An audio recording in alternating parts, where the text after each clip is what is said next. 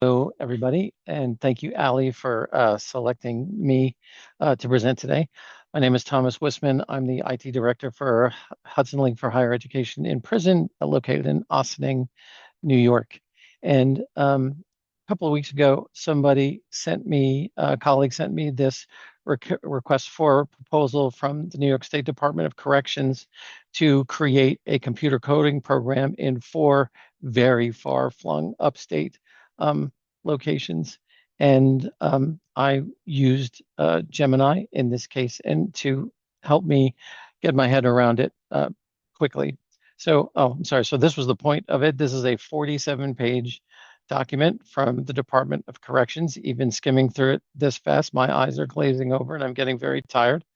And I knew that to read this would take, at least hours. So I used Gemini's attach function to upload the PDF into Gemini. And then I said, please give me a bullet point summary of this RFP. And it did that. Talks about how the New York State Department of Corrections wants a qualified contractor to create a computer coding program, what their requirements are. 80 students over four facilities, 20 per facility in these very, very upstate counties, probably 4+ hours away from the city, to prepare students to become full stack developers. They want a year-long cohort running 5 days a week, 8 hours a day, which I think is ridiculous for 50 weeks a year. So it's like a full-time job for these individuals to be able to take this class. It had curriculum requirements, the dates when it was issued, when you had to submit questions by, when the deadline is, and when the the contract is supposed to start, and the terms of the contract. The contract would run for 2 years and 3 months with optional renewals. Then it goes into telling me what the requirements of the staff is that you need at least 3 years experience administrating instructor-led computer coding programs. By the way, I apologize for my voice. I seem to be recovering from a cold. You have to have certified degrees or certifications in computer programming from your educators with experience in a correctional facility setting.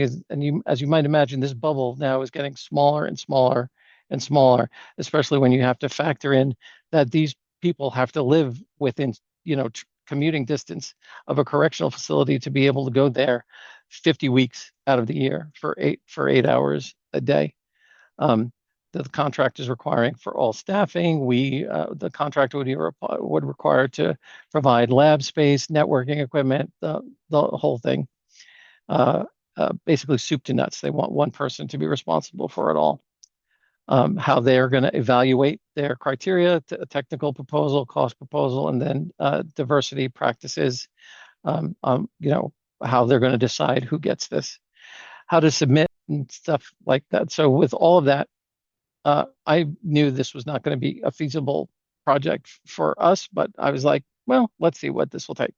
So I asked Gemini to expound further. Let's say I have the ability to do all of this. Give me a proposal cost summary, including hardware, basic networking, and 4 professor salary stipends. And then it goes into this and it comes through with cost proposals on instructor staff, what hardware would be required for the lab, networking, curriculum development. And I, just to test its sanity, because with AI, we believe in AI, but we trust but verify. So I went out and I looked for 80 mid-range all-in-one computers to act as the workstations inside the lab, and it came out with a figure around $100,000 to $120,000. So it was pretty close. And then I could see where the instructor costs will be so high. Again, these are going to be like college educated professors who need to dedicate their full-time life to teaching these classes. So I mean, that's going to be serious money there. So I thought that this was going to be, a good good representation of what these costs might be. And then it told me how it broke these down and why, what the hardware requirements are, and why it chose these. Just sort of showed me its reasoning behind all of those numbers.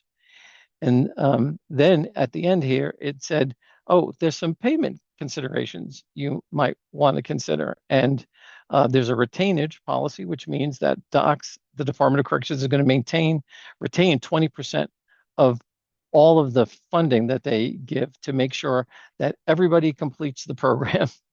You know, 80 people, 8 hours a day, 50 hours a week. They want to make sure that everybody is going to complete the program and be able to come away as a coder, which I think is kind of extreme.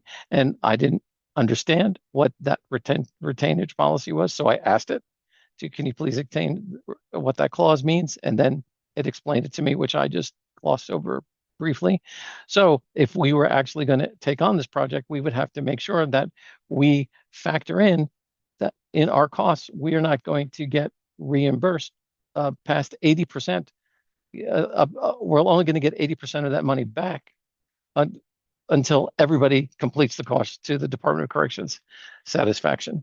And as you might imagine, the Department of Corrections is very understanding about things like this. So I'm sure it wouldn't be a problem. And then why these things are important to me: cash flow management, accountability for outcomes, and then what the summary flow would be. I then asked Gemini for a PDF, a PDF summary that of the a PDF of the summary it created. Sorry, I lost in thought there. And it said it can't do that, but it did give me a text-based version of what the entire RFP response would look like.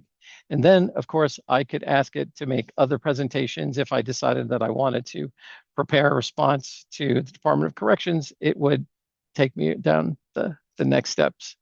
I hope that wasn't too short, and I hope everybody was able to understand me, but that's one way you can take, a very time-consuming task and let an AI assistant really chop it up for you and decide whether or not you want to get into this further.